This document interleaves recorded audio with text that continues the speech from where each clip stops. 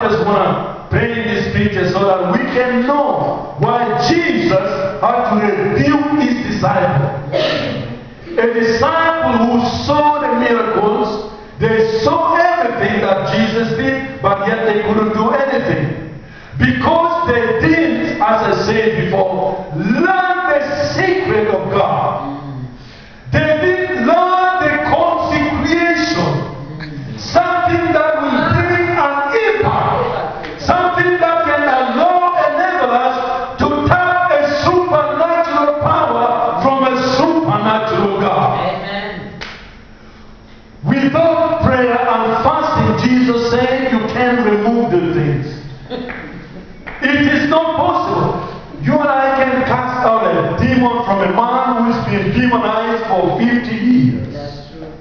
You try, you're going to be like the sons of Sceva. They say that they went to cast out a demon from this man, and they say, in the name of Jesus, who Paul preaches, come on. And the devil stood majestically and said, Paul I know, and Jesus I fear.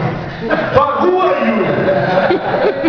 So you imagine a man, a single man, tore all their clothes. 7 sons, 7 guys, who can lift a heavy obstacle or a substance.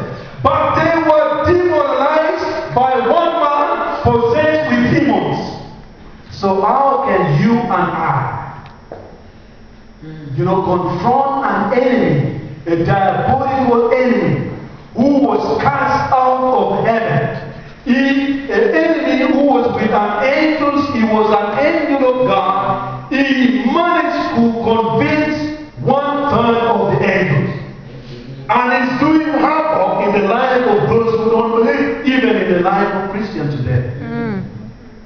How can you deal with a diabolical enemy if we are not prepared?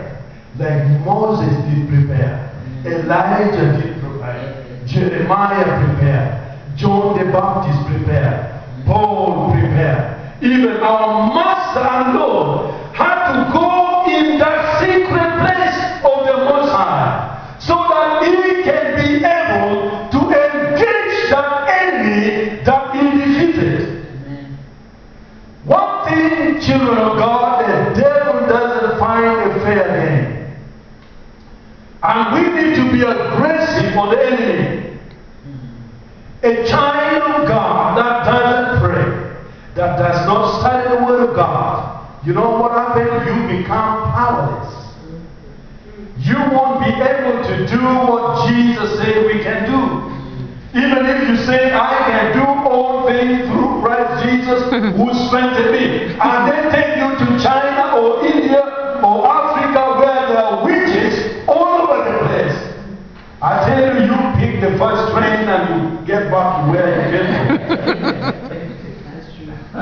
Jesus said, oh faithless, people that are not confident in me, you are not seeking me. You are not depending on me. You are not relying on me. What a crooked and perverse generation. The people that are full of blame, they are full of blemish. They don't understand the ways of God. We are talking about a God who opened the Red Sea. Amen. A God that made Elijah speak to that metal that fell down in River Jordan to swim. Can a metal swim from under the sea or under the lake or water or river? Can it swim and come up? Impossible. Gravity cannot allow that. But the supernatural God, who has got no limitation, can do the impossibilities. That is why Jesus, when they told him that Lazarus was dead, remember Jesus acquired a supernatural faith. Jesus tapped the power from his Father. Jesus knew the voice of his Father and said, I can only do what the Father tells me to do. He's under a